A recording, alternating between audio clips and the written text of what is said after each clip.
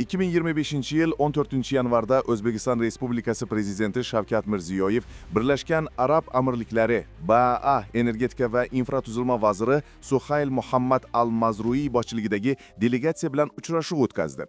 Uchrashuvda quyidagi asosiy jihatlar muhokama qilindi. Energiya va suv ta'minoti, tizimlarni tozalash, suvning filtrlash, kanalizatsiya va chiqindi suvlarini tozalash sohalarida hamkorlik loyihalari, yashil energetika loyihalari, quyosh, shamol va boshqa qayta tiklanadigan energiya manbalarini rivojlantirish, kommunal xizmat tarmoqlari modernizatsiyasi, past kuchlanish elektr tarmoqlarini yangilash, suv ta'minoti va tozalash tizimlarining infratuzilmasini kengaytirish.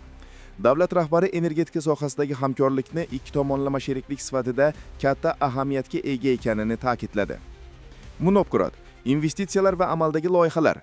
Uchrashuvda 1,5 milliard AQSh dollari qiymatidagi 5 ta yirik loyiha amalga oshirilgani aytildi. Misol uchun, Navoiy viloyatida 500 megawatt quvvatga ega shamol elektr stansiyasi ishga tushirildi.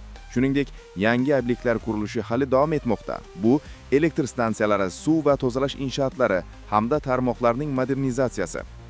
Mirziyoyev BAA kompaniyalarining O'zbekistonda quyosh va shamol stansiyalari, GESlar, energiya saqlash tizimlari va past kuchlanish liniyalarini kengaytirish, mavjud elektr stansiyalarining quvvatini oshirish bo'yicha loyihalariga to'liq qo'llab-quvvatlashni bildirdi. Muammolar, xavf va ijtimoiy jihat. Loyihalarning amalga oshirilishi uchun katta sarmoyalar zarur. Shuningdek, infratuzilma va texnologik bazaning tayyorligi muhim. Yashil energetika o'qish jarayonida barqarorlik va tarmoq balansini saqlash zarur bo'ladi.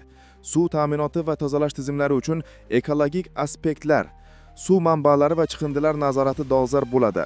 Hamkorlik shartlari, kelishuvlar, kontraktlar, sertifikatlar va qaysi kompaniyalar faol ishtirok etishi masalalari aniqligi talab etiladi.